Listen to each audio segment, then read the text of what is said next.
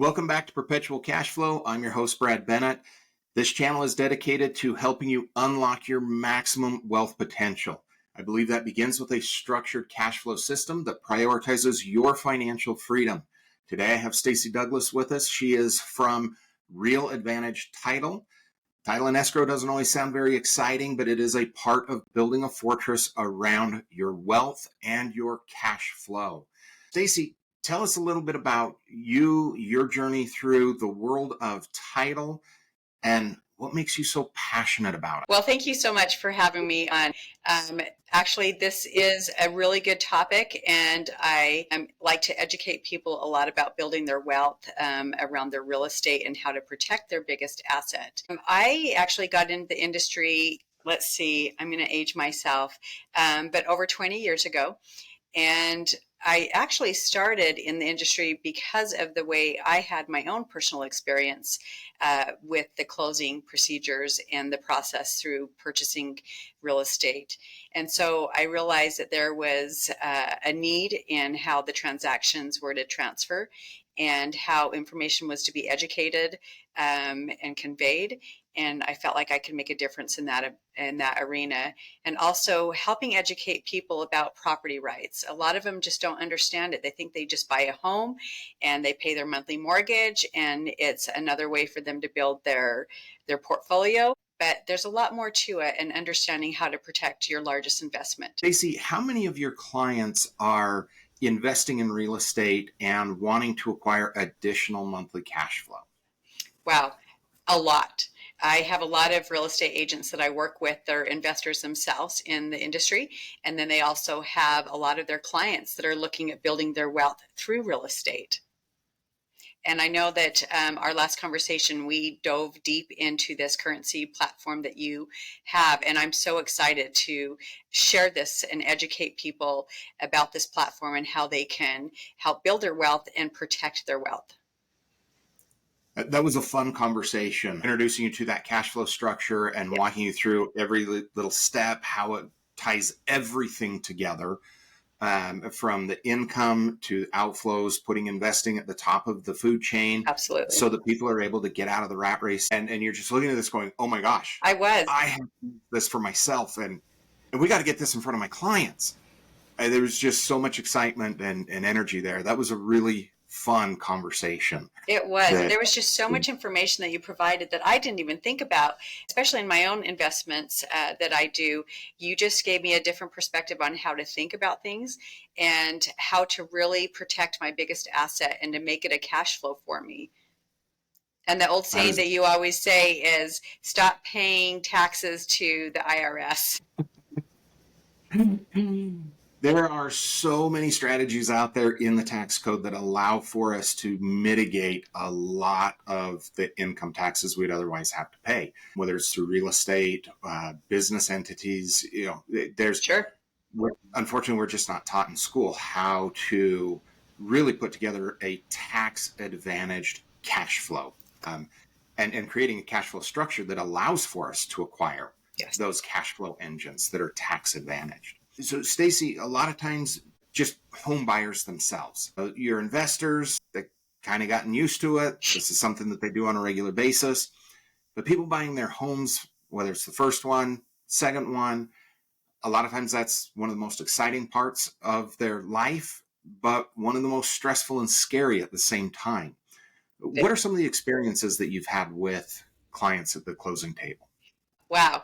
It's been incredible over all the years that I've been in this industry. I've had different experiences, and I can tell you some of the ones that I share often are ones that hopefully scare people in a positive way, to think about their real estate as one of their largest investments, and that they need to know and understand their property rights and how to protect themselves.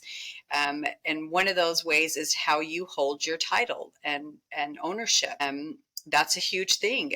A lot of people don't understand that. They buy a home, they're purchasing it in their individual names, and they don't realize there's other legal consequences to how they hold vesting and how they hold their real estate. And so there's a lot of ways that we can protect them, and education is key. and teaching them that this is one of their largest assets and they need to protect it and they need to utilize it in helping them grow their wealth. You mentioned helping them understand how to utilize it in growing your wealth. What do you mean by that? Well, I think usually when someone purchases a home, they're so excited. Their first purchase is usually their primary residence, right? And so Mm-hmm. people look at that as an investment in themselves. They've got that tax deduction. They look at different avenues of why they're purchasing that property. It meets different needs for them. But I also want them to think long term. I want them to look at their equity that they're building in their home and for themselves, and how they can utilize that down the road to build their wealth, and how to structure their ownership to protect them so that they can utilize that down the road when they need to or want to build their real estate portfolio. You've mentioned structuring the ownership several times. Yes. So I think how you own your property, I mean, there's different types of ways for asset protection, right? When I Mm-hmm. talk about on the title side of things and how you own your property, it's more about protecting that asset and how you own it. And also, depending on how you own that asset, could determine how people could come after you. Let's just say, for instance, I'll use myself as an example. Years ago, I had a commercial property. My husband owned a couple mechanic shops. It was very high traffic. It's on State Street and it was high trafficked. A lot of people would walk through his parking lot to get to other places in that area. And we had someone that had actually done that. They had walked, cut, across our parking lot and was headed to another location just on the other side, and they fell and tripped. And they tried to sue our company. And in addition to that, they tried to go after our personal assets, like my home. Fortunately, I had someone help me in educating me on how to protect my asset. And so I was able to hold that in a separate entity so that they couldn't come after me personally for my own personal real estate. So there's different ways that we talk about protecting your asset and how you hold your asset because there's different holdings that protect the assets. I know I say that a lot. Sorry, I'm redundant, but that's the best way to describe it. Being able to create separation between you and the money. Correct. When somebody sits down across from you at the closing table, there's excitement going on, whether they're the first time, second time, or maybe an investor. What are some of the things that they're most excited about? Well, I think a lot of it depends on the situation, right? We've got a first-time home buyer that is now selling their home and they've got that equity that they're going to be able to use to purchase another home and then also have money for an investment property. I've seen a lot of that. Our values in our market have continued to rise. Typically, we see about a 10% rise in our industry in the values. And so we've had a lot of people have equity built up, and now they're utilizing that equity and buying an investment property. They're actually taking cash out or refinancing. So there's different situations for different scenarios. I had one that was looking at downsizing their house, and this was just recent. And they were taking their equity and they're buying a new home for themselves, and they were buying their first investment property, and they were so excited. They're looking at that residual income down the road. They're in that stage of life where they needed something more. They needed a tax write-off as well. We all know, I'm at that age now. My kids are growing, so I'm looking at other ways to be able to have some good write-offs. And so that's another way for them to do that. Creating that tax deduction. Yes. Awesome. Perfect. Welcome to new home ownership and the American dream, right? Absolutely. Absolutely. If you're going to sleep inside, you may as well own it. Yes. It pays dividends over the long run. It really does. What are some of the fears that people have when they come in at signing? Yeah, it's a good question. Well, I'll go back to our first-time home buyers. A lot of the time, they just don't understand what the process is. They have a great real estate agent and a great real estate team, but the closing side of things, they don't hear a lot about it. They just understand that they're going to come in and sign their documents, and they're going to wire their money to us, and we're going to transfer ownership, and then they feel like that's the end of it. But there's a lot more to it. And that's one of the things that I've been passionate about in this industry is I'm really about educating people. I want them to fully understand understand and feel validated on their new purchase. And so having them come in and being able to explain that to them and ease their mind that they did actually make a good investment in themselves and what this looks like long term for them. A lot of people see it up front, yes, I got into a home, I'm making this mortgage payment, and yes, this is going to be a good investment, but they don't understand the full investment and what that asset does for them, long term.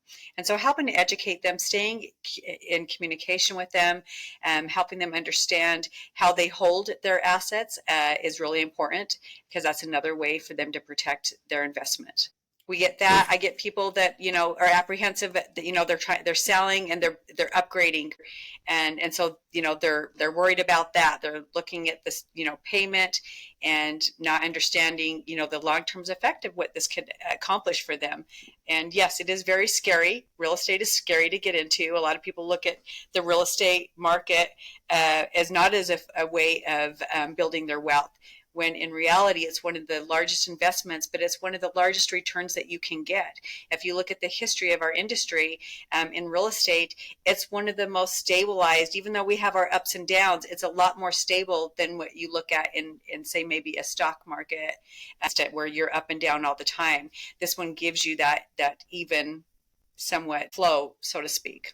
And so for me, I think that I've just seen so many people be very successful in their real estate ventures. One of the things that I love about investment real estate is it doesn't matter if the market goes up or down. Mm-hmm. People want to sleep inside. Oh, even if the property goes down, like we saw in 2009, where it fell off a cliff, yeah, it doesn't matter. The property value was cut in half. Yep. The people that are sleeping buying. Inside, right? Yes. And your tenants are still going to pay you to sleep inside. Yes. They're going to pay you the same rent today that they did a year ago because they want to be inside. Whereas on some of the market-based assets that you were talking about, if you want to spend some of those assets, you end up having to sell them. And so if the market is down, you got to sell more to be able to spend the same amount. Where with the property, your cash flow is your cash flow. It's typically going to go up on an annual basis, and your fixed costs are going to remain the same, which increases cash flow year over year over year.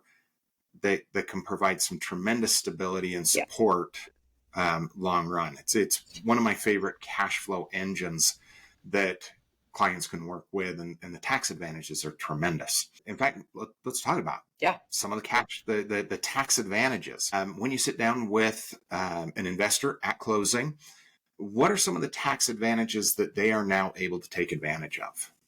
So I can only speak when it comes to just on the title side of things, right? So there's different types of tax advantages. The one thing is you get that the tax deduction on the interest that you're writing off, right? So that's one aspect of it. If you are an investor and you're looking at trying to save capital gains, right, and you're wanting to invest, we've got there's different programs out there like the 1031. That's a big deal for people that are looking at investing in the industry and trying to defer their taxes. That's another way to be able to help them protect their assets. It is amazing what you can do with a 1031 exchange. Yes. Because you can roll the deductions that you've taken from the previous property, roll them forward to the next one, take a whole bunch of more deductions. Now you got 2 properties worth of deductions. You can roll it into the third one. And so long as you continue that momentum, when you pass away, the asset transfers to the kids or to the estate with a step up in basis, and all the tax savings die with you. Yes. And they get to start over. So it's a tremendously powerful tax advantaged cash flow engine. Yes. I know we've also talked about, and I keep referring back to how you're vested on title. That's also another way to protect yourself with your assets and taxes as well. And I know that a lot of people that don't understand how to hold your entities, there's some different tax savings for holding your property in certain entities. And so I know you've dove into that before as well, but how you hold your title, your ownership of your real estate is important. Absolutely. When I was coaching for Kiyosaki, his asset protection attorney, Garrett Sutton, he had an acronym for SOUL, proprietor. And SOUL stands for someday you'll lose everything. Yeah. And the reason for that is if you're holding everything in your name and you're doing things as a sole proprietor, well, property A is connected to property B, which is connected to property C, which is connected to your personal residence. And so Yes, if something goes catastrophically wrong, it just snowballs all the way through. And all of those assets are potentially at risk. they are. Um, so there's some major work that needs to be done in creating the right separation through the entities. It is. And like you mentioned, there can be additional tax advantages associated with properly structured entities as well. When you move from the W-2 side of the tax code, Yes. what a lot of people don't realize is there's very few pages associated with what is taxed and how much is it taxed. It's less than 100 pages of the tax code deal with what's actually taxed. The other 70,000 plus tell you how to avoid taxes on the first less than 100 pages. Um, and so it's important to work with a professional like you that knows where to do some of the structuring so that they're able to not only reap the best cash flow possible and protection long run, but as well holding it in a way that keeps it safe Yes. from potential predators. Now, Stacy, a lot of times, as in most everything, it's really routine, really mundane. We see the same thing over and over and over again. But there's little things that, if missed, could wind up jeopardizing future cash flow for an individual. What are some examples of some of those Sure. little things Sure. that need to Well, be caught? so I'll use an example. When I go back to how I talk about how you own your real estate, I'll give you an example. And I share this story with a lot of people. It helps educate them and understand why it is so important. So, as an example, I had a client, we had a couple come in and they had just purchased their second home. They were so excited. They were upgrading. It was just such a great experience for them, and they had cash flowed on their previous property, and so they were taking a lot of that equity and buying this new property. And they were also putting a lot of money in the bank for traveling and a bunch of fun stuff. And so it was such a great closing. And they left excited. They left educated and ready to move into their new property. Well, at the time, the wife wasn't working, and so she wasn't on the mortgage. She wasn't on the mortgage, and she wasn't on title. And so they had talked about when they had left that they were going to add the wife to title. And in fact, I actually encouraged them to put the property in a trust. So it would help them if anything was to happen to them, then their family was protected and it would eliminate them having to go through the probate process. That's one of the things that I talk a lot about with my clients, because that's another way to protect their assets is how you hold your entity, as I've mentioned several times throughout this conversation. Anyhow, back to the story. They had decided that they were going to come back and do that. They didn't have time to take care of that moment, and that was okay. Sometimes that happens. And so they left and unfortunately got into a really bad accident when they left. And the husband did not make it. And unfortunately, we did not get their real estate transferred how we had discussed and intended, because they wanted to come back and take care of that. And now, mind you, this doesn't happen all the time, but it does happen. And the wife had to go to probate. Well, they were a blended family, and his children thought that they should have all of his interest in the property that they just purchased and the equity, part of the equity from the sale of the property. And so because of how they held title, it got caught up in court for 10 years. This was the previous one. For 10 years, it got held up in court under probate because they were fighting over the equity and how the interest was held. And so I talk a lot about this. I actually teach a lot of classes to the community and to our real estate industry on how you hold your title and ownership of your real estate can have legal consequences and financial consequences. And so it's really important to make sure you understand. When something goes through 10 years of probate, who wins? Honestly, The attorneys.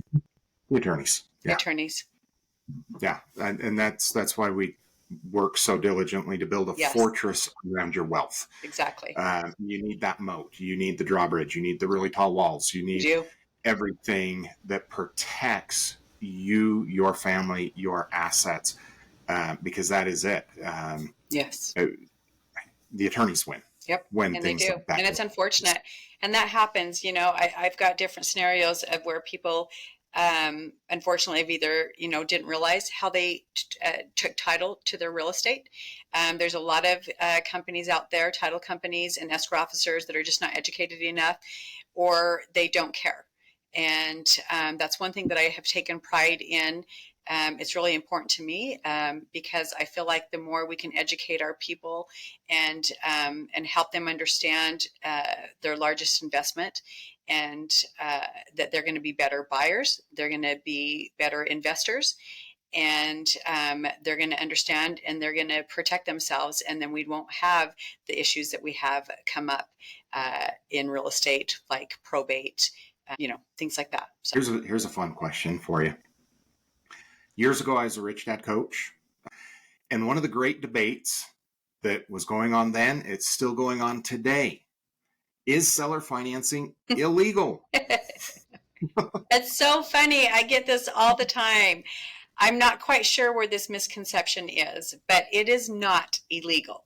However, it is all about disclosure. And I can't say that enough in our industry. Everything is about disclosure. And so, no, it is not illegal. You can certainly do it, but there are certain ways that you have to do it to protect yourself and to continue the protection of the liability for the lender. And so, yes, there's certain scenarios where it's a great option for people. I love seller financing. I do a lot of seller financing. I work with a lot of people that do it. And so, yes, there's some great benefits, but it is all about disclosure and understanding, and making sure you're working with someone that's educated enough to walk you through the process, how to navigate with the lenders and the real estate agents. So, but yes, it's a great tool. It's a fabulous tool. I've used it several times myself. One of the properties that I sold, the real estate agent came to me really hesitantly. He was kind of freaked out about it himself. He's like, they're wondering if you'll seller finance it, but they're willing to cut you a check for all of your equity in it. I'm like, done. Yeah. What? Done. Draw it up. Let's get it done. He goes, but you have to understand. I'm like, I understand. Yes. I get it. I've done this. Like, let's get it closed tomorrow. Because he just cashed out all of my equity. And we have the disclosures in place. What is the worst case scenario for me if he defaults? Yep. I have to follow through a foreclosure proceeding on him, and I have to take back this property with It's a win. lots of equity. Absolutely. It was funny because that was his big thing. He's like, well, if he defaults on you, I'm like, I win. Yes. And if he doesn't default, I win. I have a background in it a little bit better than most people. And so I knew what to expect with it. I was beyond excited, couldn't get it done quick enough. And we wanted him to be in the property as well. There's been some others that we've done. And so I love the seller financing opportunities. It's a great opportunity for a lot of people. The way seller financing came, or not seller financing, the due on sale clause. This is what everybody freaks out about, is the due on sale clause. It's important. And it is important. And young people they weren't alive when all this happened. Sure. This comes back from the late 70s, early 80s, when mortgage rates were 16, 18. I had one client when I was coaching for Rich Dad had a 22% interest rate on a mortgage. We look at that as credit card interest. Oh, yeah. That was mortgage interest. And so if you happen to have a 7 or 8% interest rate on your mortgage from 10 years ago, and the buyer is unable to purchase the house because now, you bought the house for $60,000 and now it's worth $120,000. Well, 18% on a $100,000 loan is monstrous in comparison to the 8% rate on $50,000 or $60,000. And so it would price a lot of people out. But if you were able to do that seller financing scenario where you came in, just took over the financing and structured some deal with the seller, you were into a house. Super easy, and loans used to be assumable. Well, this was killing the bank's profits. They didn't like this. So they lobbied Congress to be able to get a due on sale clause. And that due on sale clause that we now have in these mortgage loans does not require the bank to demand payment in full. It gives them the legal right or the option to demand payment in full. And as a result, a lot of people look at it and they say, oh, you can't do it because of the due on sale clause. That's not the case. We just have to go through a couple of steps, Yes. like what you were talking about. And while it doesn't say it's assumable, banks will allow people to assume them still. For the simple reason, what are banks in the business of? Yeah. Lending. They don't want to own the real estate. The worst thing that can happen is the bank has to foreclose a property. It hurts them in requirements on reserves. It hurts the cash flow. It's attorney's fees. I mean, the list goes on and on. And so banks don't want the property back. They want their money generating interest on a monthly basis that they're able to predict. So yeah, I love the seller financing. I love asking people that question. Well, I think that, you bring a good question about the due on sale clause. So like I said before, it's all about disclosure and it's all about how you structure it. That's why I say when you you want to work with someone that understands how to structure them, how to present them so that the lender doesn't feel like there's a lot of risk. I think the most important thing is that the lender's looking at their risk, right? And so Right. if you have it structured just right and you've got everything in place, and they see that you've done your due diligence, then the likelihood of them calling that note due is less than it would be if you were just saying, hey, I'm going to start making the payments to this person. I don't know whether they're not making the payment directly to their mortgage company. We have a third party that we like to work with that helps facilitate those payments to ensure they're actually going to the lender. That's one of the mitigation things that we do to help eliminate that risk. So when the lender looks at this package and they're thinking, should we call this note due? They're going to be like, no, this is actually a more benefit for us. And having someone making this consistent payment and we're getting it, we're not in jeopardy of losing it. There's no reason for them to foreclose on it. Now, have they? Yeah, absolutely. It can happen for sure. But I think it's all how you structure it, how you present it, and full disclosure, and that all parties understand that. Right. You brought up an important point. The buyers on that property, they never sent me a check. Yeah. That check went to escrow, and then escrow took care of everything. So nothing was interrupted. It just flowed all the way through, from the buyer all the way to the bank. It was a phenomenal opportunity for them. It was a great opportunity for me because everybody was able to win in that situation. Yep, absolutely. It's great. Also, I have a lot of my investors that like to do it because it defers their capital gains. And so when they're selling the property, instead of them getting this lump sum, they're getting a monthly payment, right, every single month. And so rather than having to claim that full lump of the capital gains, they're able to have it in smaller increments, which saves them in the long run. And I'm sure you can attest to that. Yeah, spread it out over a few years. Anything else you want to talk about, throw in there? The different ways that you should own your property and entities. I can't stress that enough. I think it's really important that you align yourself with a good real estate team, a good title escrow officer, and making sure that they're educated and they understand how to help you and educate you on protecting that large asset of yours.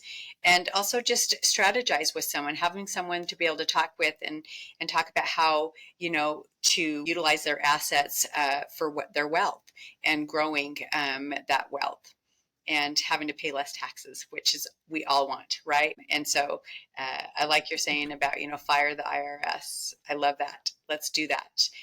But there's ways to do that and do it legally and to protect you. Yeah, the tax code gives us a tremendous amount of strategies. Sure. Inside of those 70,000 pages, how we can structure tax advantage cash flow And in building those cash flow engines, they will feed you for a lifetime. Yes. Stacey, thank you for joining me today. Leave a comment in the section below for something you learned or something that jumped out at you that you really enjoyed. And we'll catch you on the next episode. Thank you so much for having me. Thank you.